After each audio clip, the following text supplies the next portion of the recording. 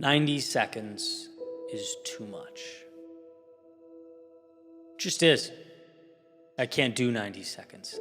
And I can't do 90 seconds because my brain can't compute 90 seconds. But I can do 30 seconds. And I can do 30 seconds forever. As we navigate our day-to-day, it's hard to see that because so often our day-to-day lacks clarity. So what can we do about it? Well, we can place ourselves in situations where we are reminded. One of them I've talked about before, being the cold plunge. Immersing yourself in cold water. Well, sure, there are health benefits, some of which are debated and disputed, but I certainly notice value in that department. But to me, that's not the biggest value add, not even close. To me, it's simply the daily reminder that I can do hard things, that it's who I am. We need to reestablish that consistently. Confidence is earned. And I know in my life, I must earn it repeatedly. And when I'm immersed in the cold and shivering, there's always a point in my mind, however brief, that I'm thinking, I want out now. The other day, I was at this point, looked at my watch, 90 seconds left. And that day, in that moment, it felt like an eternity, just too much. And those of you who are endurance athletes, for example, you know that when your body's operating at max capacity, you're suffering, you're exhausted, 90 seconds is truly a lifetime. When you look at it like that, it's too much discomfort for a minute and a half. Your heart starts beating, your mind starts worrying, right? And so what do we do about it? Well, we look at it a little differently, because from a different angle, you can skip it. You can do 30 seconds. The brain can grasp and digest 30 seconds. You can do anything for 30 seconds. Okay, so you start counting. All of a sudden, 30 gone. Now what? Well, you just did 30. You see how quick that went? Do another 30. Okay, done. Just like that. Now what? 30 more. But this is the last 30. You don't even feel anything on the last 30, right? Come on, adrenaline's going. You can feel the finish line. This is free time. This is a gift. This is cruise control. And now, done. You didn't have to do 90 seconds. You only had to do 3 by 30. And anyone saying, come on, man, that's the same thing. Yeah, it's the same when you're not under duress. But it's a miracle when you are. So why is running life? Why is cold plunging life? Why is putting your body through stress or difficulty life? Because you remember that life is taking big, difficult, seemingly complex things and breaking them down into manageable tasks. That is life. The pieces are always manageable. Now, the monster we allow the pieces to become when we stack them up and give them an invisible face, that's not so manageable. That's self-sabotage. And so to arm yourself with the understanding that all big things must be broken down is to green light the extraordinary. On day 1 in 2014, a YouTube channel with 0 subscribers, growing to help over 100,000 people a day, that's a 90-second cold plunge. That's unfathomable, unthinkable, impossible. But one video, weekly, at least, for 9 years, that's a 30-second cold plunge. It's very doable. Standing in front of the mirror, practicing storytelling and speaking, it's 30 seconds in cold water. Reaching out to others to learn, to get better, 30 seconds in cold water. It's like you look back and you see that you endured that 90-second plunge simply by breaking it down. That's all growth is. That's all evolution is. Finding the smallest piece possible and making it actionable. And then watching that transform, multiply, compound over time.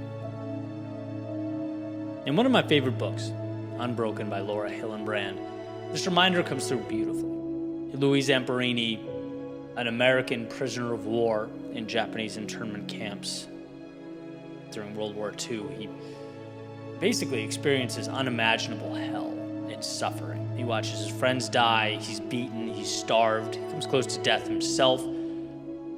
And at the end, when he's rescued, and I'm paraphrasing, but I remember this part incredibly vividly, he's asked if he could do that again, and he states he'd rather die. Because turning around and viewing it holistically like that is too much. It's unfathomable. That pain is bigger than one can even comprehend. But taking something like that, day by day, step by step, he did the unthinkable. He survived. In breaking the 90-second task down into 30-second pieces, he walked away. In breaking the seemingly insurmountable down into the manageable, and looking at each individual step as a superpower, he emerged. And you talk about perspective. His experience was as challenging as it gets. Right? My cold plunge is laughable in comparison. But my mind doesn't know that. It's up to me to reinforce it. Building a business is nothing in comparison to Louis Zamperini, but my mind doesn't know that. Healing my shoulder and getting stronger in the gym is nothing in comparison, but my mind does not know that. It's looking at the mountain and reminding myself, Eddie, you can't leap those. I've seen you jump, buddy. But the good news is, no mountains need be leapt here. We ascend this thing one rock at a time, and mark my words, you conquer those manageable tasks day in and day out, you will find your summit. So when you feel stuck or too small for the task at hand, remind yourself you're looking at a 90-second block here. Break that down. Ask yourself what your 30 is. Ask yourself what you can create that's manageable, that will create your momentum, that will shoot you into a trajectory that will allow growth and position you someday to look back over your shoulder and go, wow, I endured all that. A transformation too big to understand on day one. It's a beautiful thing watching all those little steps add up to create the extraordinary.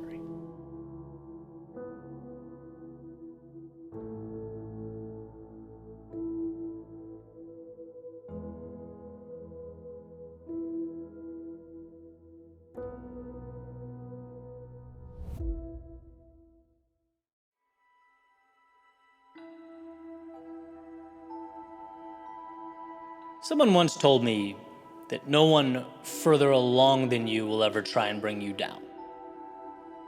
That it's the people who see you pursuing your dream and are reminded that they've given up on theirs that usually make the most noise. And, knowing this essentially invalidates all criticism. Who cares, right? It's the metaphorical dog nipping at your ankles. One, it's to be expected, and two, often best ignored. Right? The question is, are you able to separate it out as just part of the process? Can you ignore all that stuff that's sort of hovering around you as you walk your path? Or do you let it in? Do you personalize it? Do you make it bigger than it is? Imagine a world where you protected dearly the things you let into your mind. You understood that things don't happen to you, they merely happen. And you get to choose what they'll mean. Imagine if you lived with enough conviction to do what excited you, what felt right, knowing that, sure, some folks might have something to say, but that's just a tiny variable in the great play of life. It's rain on a summer day. You pick up the umbrella and you carry on. It's hard to describe, but we never really understand how little these social variables will mean until some time has gone by. I often think about being younger and caring so much, right, as a kid about being quote unquote cool or uncool. I didn't say, wear, or do certain things because, fitting in was so important. I cared what my friends or classmates might think. We all did, right? And looking back now, it's like, what would I tell that version of me? It's pretty easy and pretty clear now, actually, as years have passed. I'd say, do what feels right. What we often fail to realize is that that very same concept applies to the present day. The things that feel big now probably aren't, right? They're little details masquerading as life or death decisions. Just like they were when I had to have, that Power Ranger backpack or my life would be over. It's fear of judgment. But I learn again and again what really matters. Was I good to the people around me? Did I do what mattered to me? And did I do it with conviction? I think it can be that simple. Hold tightly the meaningful things and don't let the other noise infiltrate your peace. In early 2020, I decided I'd go to North Carolina for a little bit. And I wasn't exactly sure how long, but I knew that I needed to go. Right? It felt right. I had a friend up there, some work I wanted to do up there. And so basically, I got rid of so many things I owned that what was left fit into my little two-door Cadillac. Right? That's not a lot of things. And, spent some time up there, enjoyed it, got a lot done. When it was time to go back to Florida, I'm planning my trip and I realized, oh my God, I have a U-Haul full of things. Having a little place to stay, right? Needing basic things, some cheap furniture, some technology. Right? Not because it was intentional, but because it was unintentional, right? Because when you don't pay attention, our natural inclination is to pick unnecessary things up. I think our personal lives are similar. We collect things without protecting the core that matters most, allowing life to ultimately become so cluttered that we can't differentiate. How can you tell what's important when you have a U-Haul full of things? What's important when you let too much into your life? You end up with shelf space for the opinions of those who wouldn't even come by and visit if you were in the hospital. The words of people who don't have your best interest at heart, the fears of what could go wrong, the ego not allowing vulnerability. These things have no teeth when life is simple. Protecting your world is one of the most powerful things you can do. Being the gatekeeper for your mind is strength. Criticism, haters, skeptics. It's not that these things don't exist. It's that they will fall around you like rain as you move on to better things. You don't stop because of them, just like you don't go because of them. You simply exist with and move alongside them. You understand why they're there, but you don't give them the luxury of infiltrating your inner peace. You do not let them in. Your world within is precious. And as you navigate the external world, we have to choose wisely what gets permitted.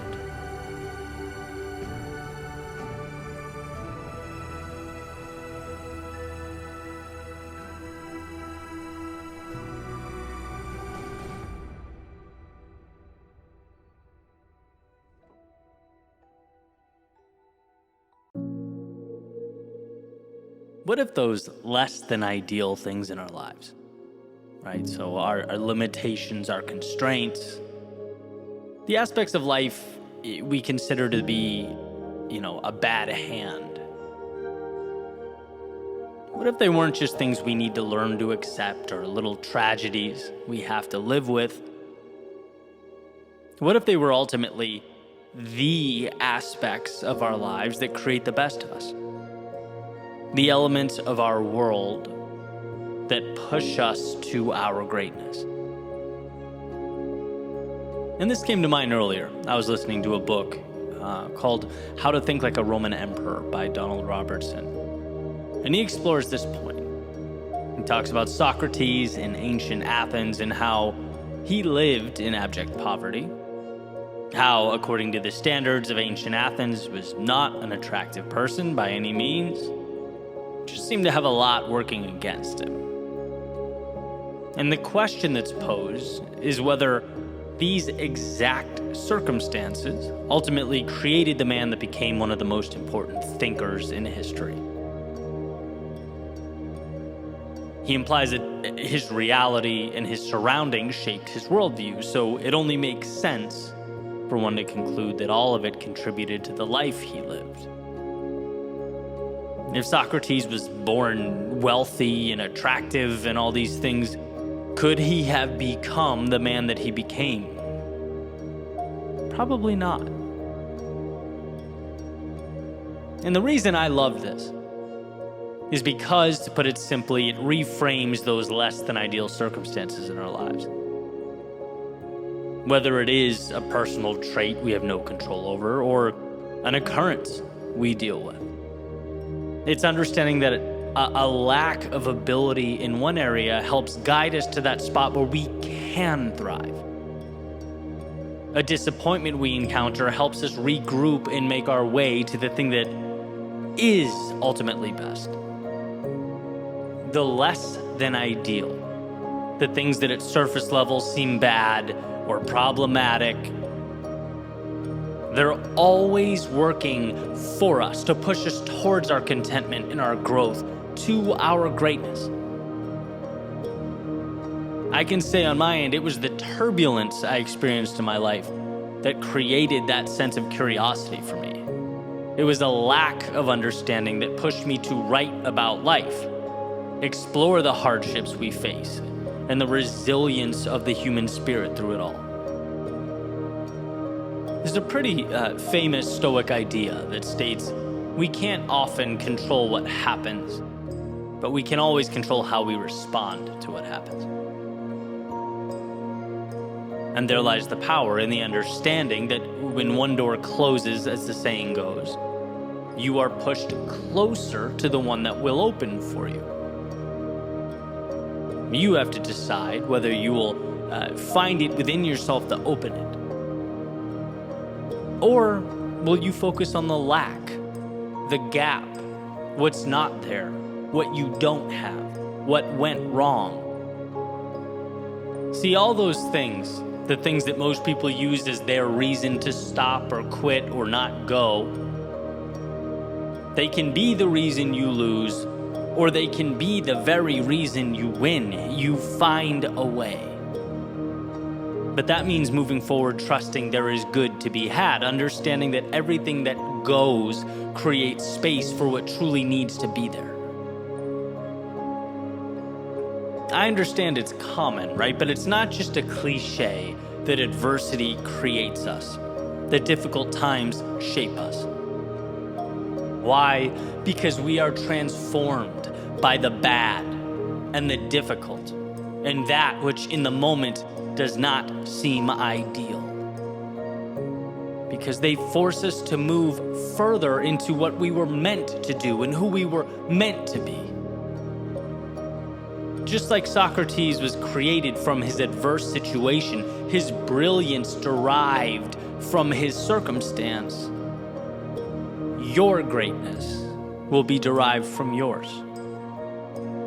So remember that next time you feel as though you've been slighted by life or something's been taken away from you. While it may feel negative, and I get it, from time to time it does, it ultimately becomes the wind at your back, bringing you where you most need to be.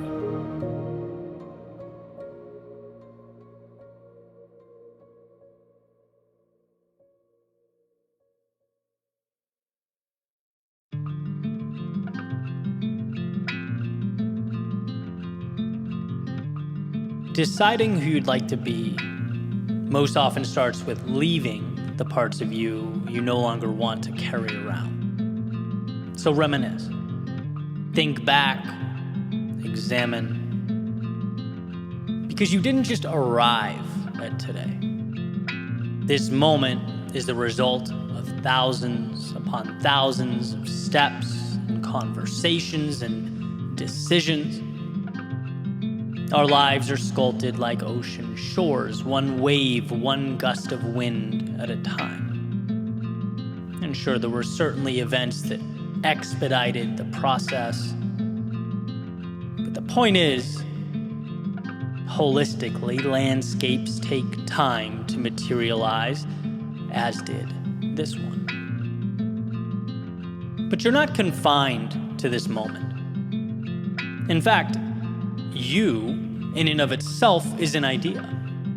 You is a story that incorporates the things you used to do, places you used to go, people you used to know. You is not right now. You is how you summarize the path that created right now. But you can change, because you will always mean what you decide it does. So reminisce, think back, examine, and feel the warmth of the good times. Bask in the moments that lit up your soul. But don't be afraid to pull back the curtain on those things that, well, maybe you aren't too proud of. The things that no longer defined you, perhaps never defined you to begin with. Because see, before we cut ties with those stories and send them out to sea, we must do the hard work of recognizing what they are. Before we can identify the life to be lived, we have to be able to see the one that will live no more. And so it's okay to walk down that road. Those things are no longer you. They are ideas, old ideas, bad ideas, and so they will be relegated to the sands of time. They played their part, as everything does, and now it's time to detach. So reminisce. Think back, examine, grab what you love and let it become your guiding light. Take hold of the meaningful and pour it into the new you, the one you're making now, the one that matters now. You'll need it. Because the old you, it'll try to reemerge. It'll present itself in the shape of old faces with old expectations. Old places connected to old habits, old stories that just don't want to end. But these characters, they played their part. And thank God they did, because now they're recognizable. Now you know to cut ties. You know, I wish it weren't so. I think we all do, but sometimes life requires that we touch that burning hot stove in order to understand that it's hot. It's easy to dismiss these occurrences as a bad thing or wasted time, but I think they're a beautiful thing. Recognizing and mitigating our mistake leaves us with a new foundation to build on, a blank canvas. It makes you not a prisoner to yesterday's work, it makes you an artist again, a designer, a creator. So reminisce, think back and examine, but not to hold on. Reminisce to let go. To say the goodbyes that will make space for the hellos. To free yourself of excess that will make space for the necessities. You've spent a long time designing you. Some of it ideal, but all of it valuable in its own unique way. The reality is that now, in this current moment, not all of it needs to come with you. So reminisce, think back, examine, so that before you move ahead, you know exactly what needs to be left behind.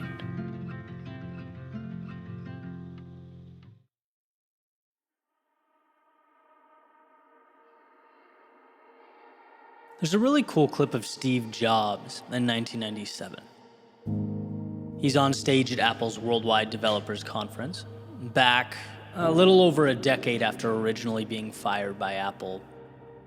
He's taking questions from the audience, and this particular guy stands up and grabs the mic and asks a vicious question. He basically tears into Jobs, implying that he doesn't know what he's talking about, questioning the value that he brings to the company.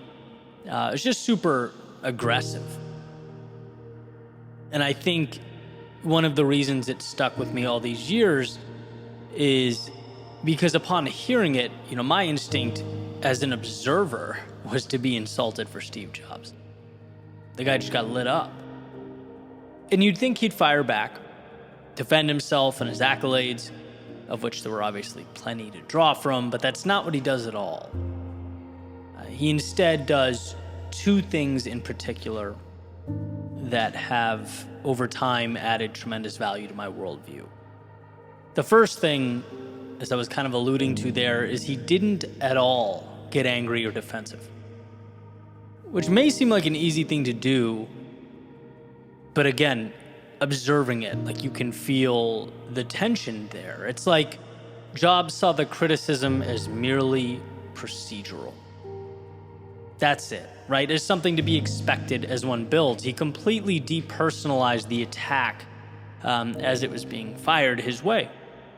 His exact quote was, you can please some of the people some of the time, but one of the hardest things when you're trying to affect change is that people like this gentleman are right in some areas. And I'll explain what he means when he says the guy's right in a minute or two here. But that response totally reduced the tension by 90%. Right? Understanding that there are going to be people who have things to say, some of which will question your ability and your effectiveness. And if you're looking from a 10,000-foot view, that's to be expected. And, this is the part that was shocking to me, warranted. Right? He says the criticism is warranted. Growth is messy and sloppy and a work in progress. And so criticism will, from time to time, hit the nail right on the head. And you, as a designer and creator, have to know that you'll both make mistakes and be called out for them. That's the way it goes. That's the contract one signs with the world in order to bring to life those things that are not yet visible. It's scary. It's intimidating, right? At least at first. Again, my reaction was to get defensive, but I think what made Steve great, as he smiled and jokingly said, "Here we go," mid-question, was the reassurance that, look, I signed up for this. So in actuality, it's a good thing. It's not an attack. It is growth. And I try and keep that in my back pocket as I do my thing, right? It's sharing your thoughts. It's a vulnerable thing. And if you are going to fall apart or crumble anytime someone's not totally in love with where you are at the moment or what you're creating or your last piece of work, you're in for a rude awakening. It's going to be a long journey. So that depersonalization is everything and incredibly valuable.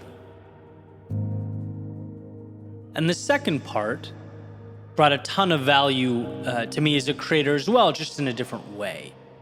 Right? And this is the part that I alluded to earlier when Steve said that his critic was, in some way, correct. When he was being hounded about his knowledge gap in some specific technology, right? I'm not really sure what the technology was. But Jobs basically explained that you're right, I'm not an expert there, but it's not about the specific technology or the minutia. It's about giving your consumers, your audience, the world what it wants. It's about having a big picture, a vision. And that's what made Jobs so special, right? He didn't need to be involved at such a level of granularity. The vision changed, it revolutionized technology, right? Because it was reverse engineered and brought to life. Here's his exact quote.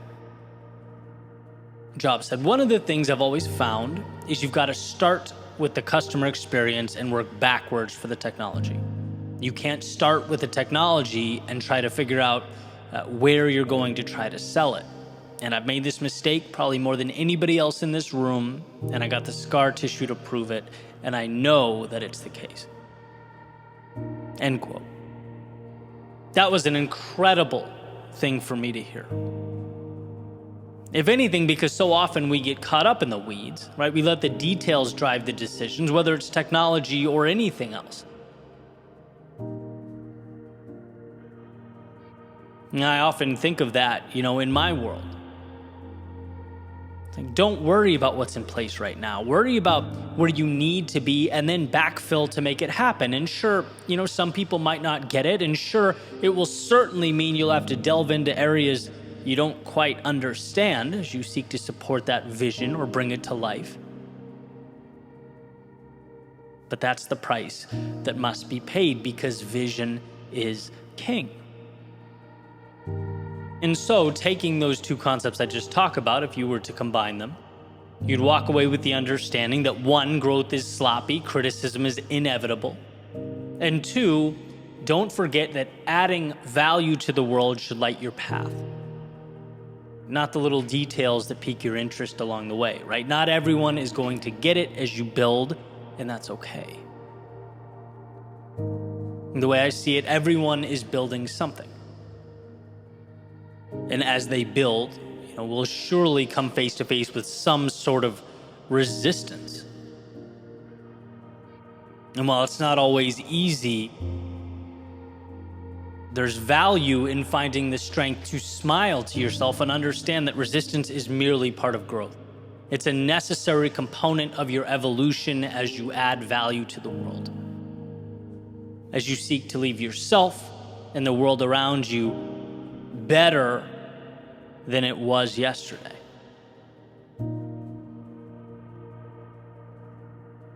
Aristotle has a quote that states, "To avoid criticism, say nothing, do nothing, be nothing."